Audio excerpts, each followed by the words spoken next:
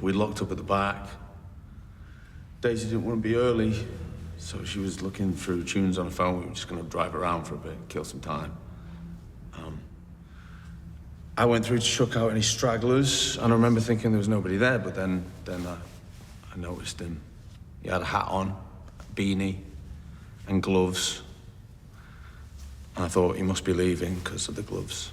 He stepped forward, and I think that's when Daisy saw him, recognized him. Then, it's weird, it just all feels like it happened dead fast. And really slow, too. I saw the glass.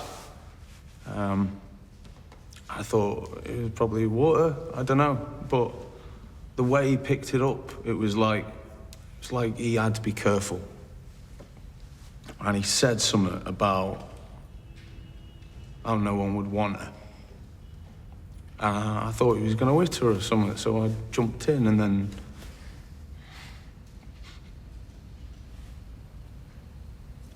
Sorry.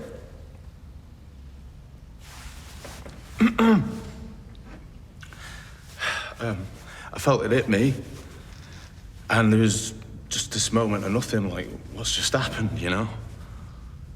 And then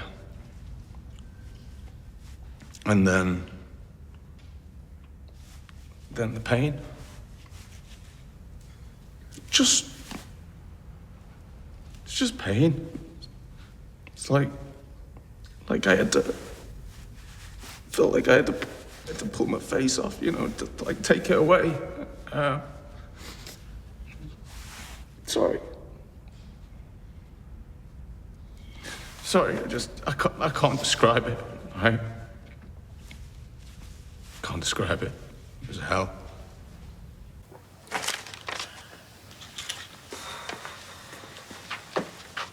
Well, what? It's private.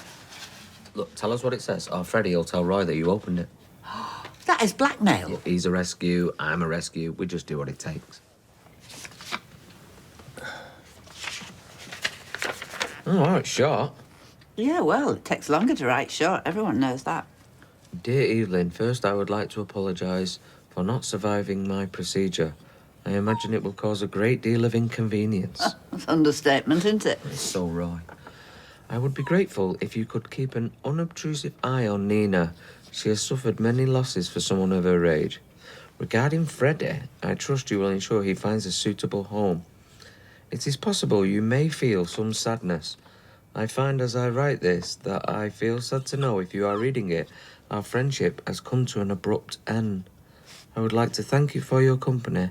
It has become important to me over the years. Important, underlined. Your manner belies your kindness and compassion. I am uncertain why you hide these traits. Goodbye, Roy. Wow. Why do people wait till times like this to say what they really feel about someone? We should just do it more often. For someone to use a corrosive substance as a weapon, they must be a very angry person. A cruel person. Yeah, he is. Let me ask you about your relationship with Daisy Midgley. Miss Midgley has already told the court that she deliberately broke up your relationship with Alia Nazir. Is that true? Yes. And then you and Miss Midgley had a relationship? Yeah, not for long. A month or so.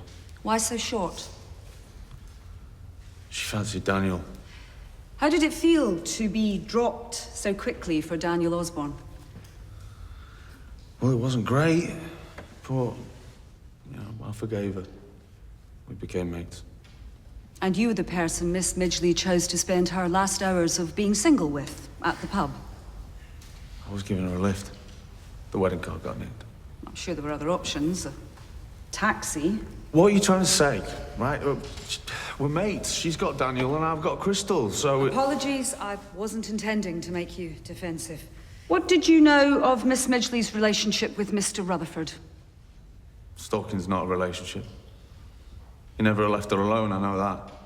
You witnessed this, firsthand. She told me. Miss Midgley told you that Mr. Rutherford had made her life, in her words, miserable. Yes. How did that make you feel?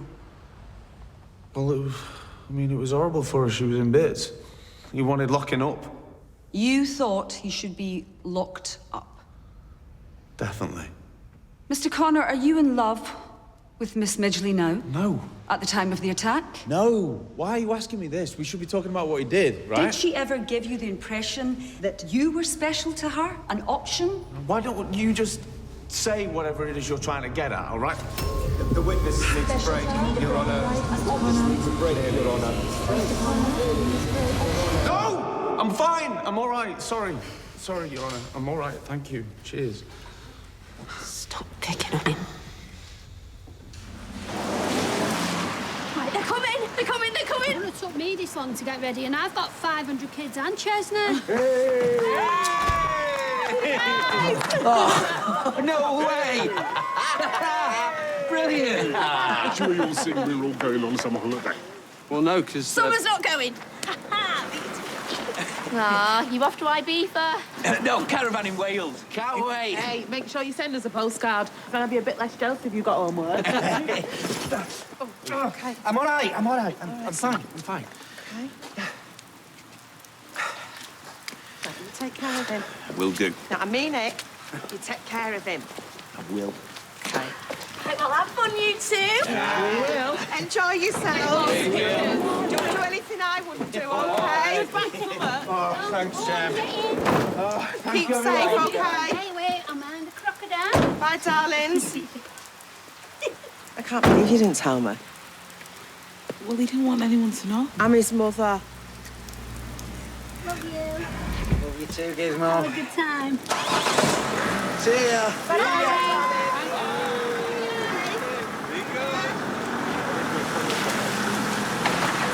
Do you know what the substance was that caused your injuries? Sulfuric acid. Which is an active ingredient in some industrial cleaning products, those used for drain clearing and, for example, the pipe cleaning process of public houses.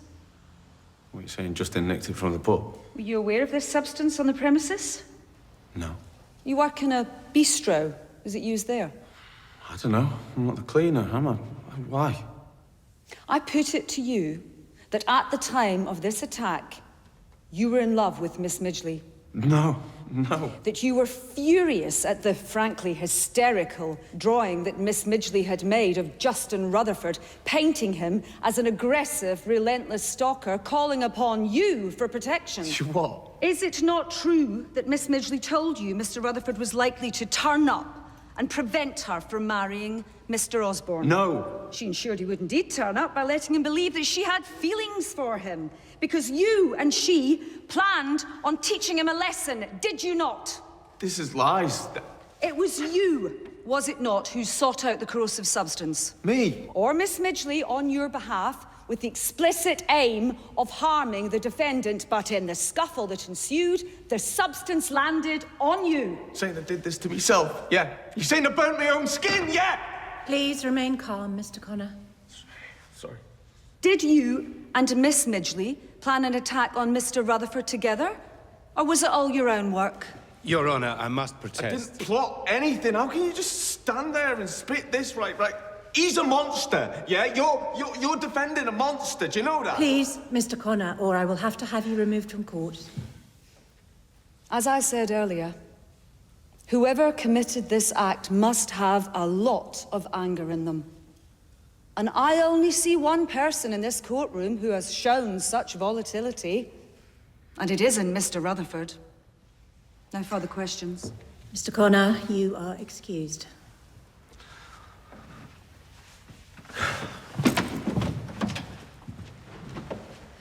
Any further witnesses? No, Your Honour. Then let us hear from our defendant.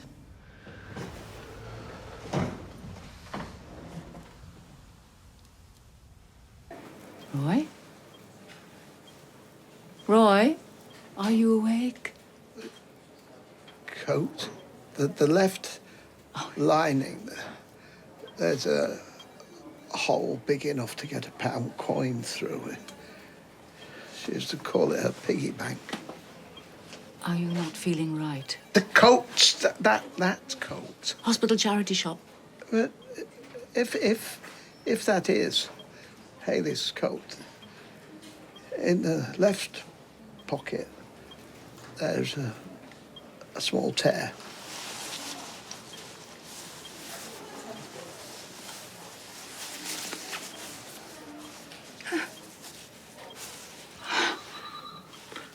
Well, I never. Talk us through what happened that day. I went to the pub. She knew that I'd come. The last time I saw her, she'd been having second thoughts about the wedding, so I sat by the bar and I waited to see her, just to talk. I didn't know he'd be there. Ryan Connor. She had him under her spell too. Probably wound him up the way she had Osborne, saying that I was stalking or harassing or whatever. He saw me and he went into the back. Came back with this glass and he put it on the bar. Clear liquid. I stood up to see what it was and Daisy came in through behind him. I'm sure that she put him up to it. He picked it up as I got nearer and, you know, I could just tell something wasn't right. His face, it was just twisted. Angry, but he was careful how he held it. You know, it all just happened so fast, but he pulled back as if to throw, and I reached up to push his wrist, but the glass, it sort of swung back towards him, and he put his arm up to stop it, but it hit him. The liquid all over. It was just horrible. Just horrible. I heard him scream and the glass had just smashed and I panicked. I thought they might have some more, so I ran. I can still see it. Still hear it.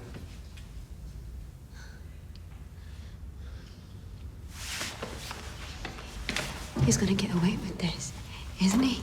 No. He is.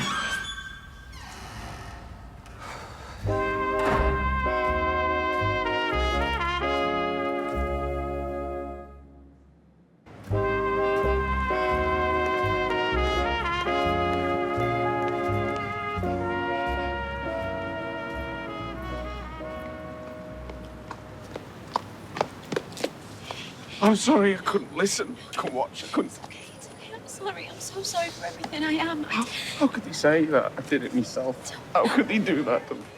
Ryan. Oi! Justin wouldn't cope in prison. You know they were going to say that the acid was mine. Well, it might have been yours. You know that it wasn't. I don't know, do I? I wasn't there. You know what Justin's like, though, don't you? Some things he said were true.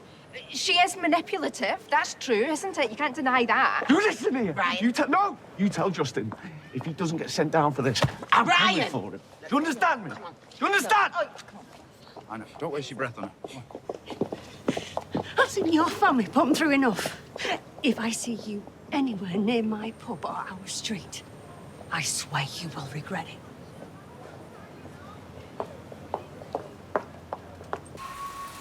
Oi, Nan, I've got some of you. Oh, yeah. There you go, so you can reseal that envelope with a letter in. Oh, no. I've decided to tell Roy I read the letter. What? What if he upset? Well, depends how much drugs they've got him on. No, it's better to be honest. Just tell him I was curious and that, you know. And then tell him that his friendship is important to you too. Oh, I was assuming that he's not dead on a bed. No, it's been way overdue, honestly. Someone was supposed to phone me and... They're probably busy. S6. I'm inquiring about a Mr. Roy Cropper who's come in to have a stent put in and nobody... Oh, me? Oh, I am his oldest sister. Oh, is he? When? Did it all go so smoothly? Oh, well, that's... Thank you very much. Yes, bye. Oh. Got the group chat again? Yeah, it's Todd. We still can't get through to the benefit office, so he's going to try again tomorrow. Right, this form that Dee Dee printed out, it's like a flaming exam. Mum, do you not think our Paul's going to want to do some of this stuff himself? Stay independent?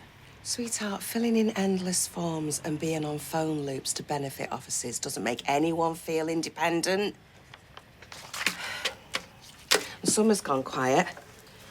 She was meant to be making an appointment with the CAB. Right, well, I'll just go and take these plasters to Ches. Caris has fallen off the swing, but she refuses to come home yet. Make sure you eat something. I mean it, Mum. Yeah, I will. You need to look after yourself, yeah? He's gonna need us.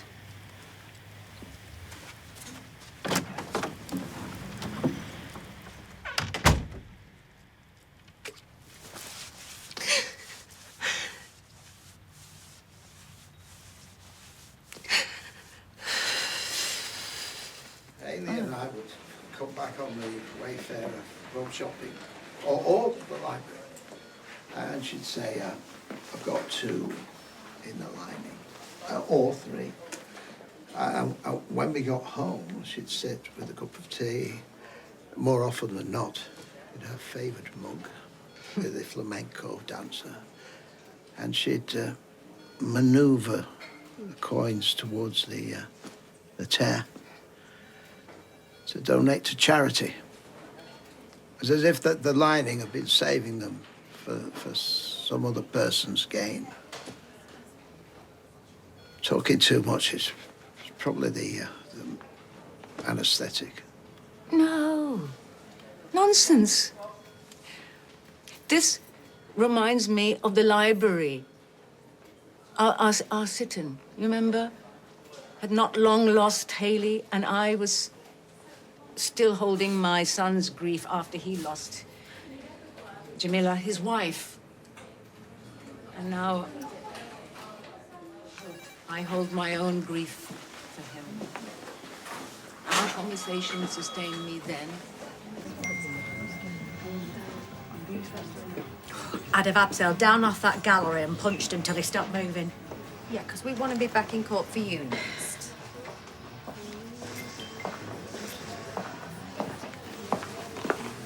You okay? Yeah, it's Ryan. He wants to meet. What, at the flat? No, here. He doesn't want to come in. It's been a hell of a day. You did amazingly. Both of you. Hey, they should be allowed one free shot at his brief. Yeah, just a bloody nose. What happened to honesty, eh? Telling Roy that you read it. For whose benefit? Mine, Roy's, yours. Roy's and yours. You two admitting that you're important to each other. Look, he wrote these letters for after his death. Well, he's alive, so the letter's done with. I never read it, he never wrote it. Oh, I can't come in. Hi, listen, you've not heard from Roy, have you? It's just that he's not replying to my text. I'm on the way over to see him, and is he in Ward S6? Is that right? Yeah, he's alive, he's well, he's tickety-boo and he's moved on. Moved on? Where? Well, wherever his gurney takes him. Okay, right. Well, do you know if he needs anything? I think he has all he needs. Okay. I'll tell him you said hello.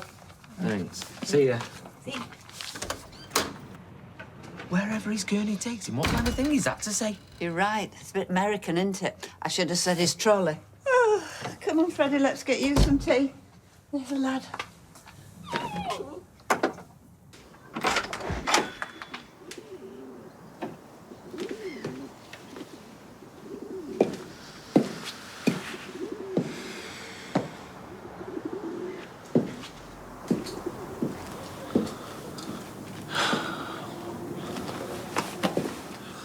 You wouldn't come.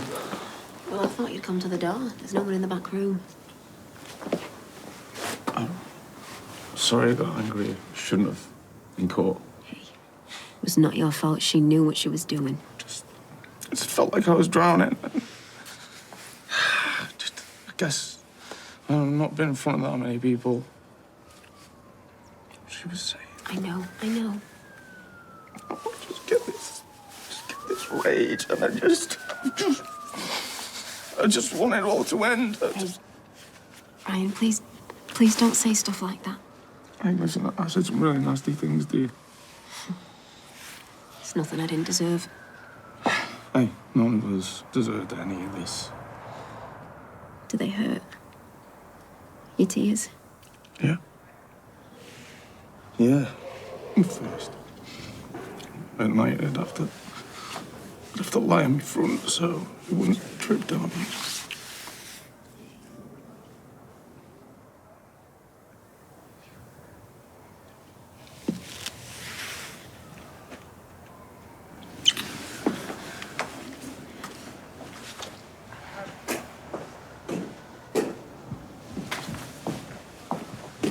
Ryan, a no-show? Ryan, No, he didn't call me, texted. there's another drink waiting for you in here. Yeah, come in.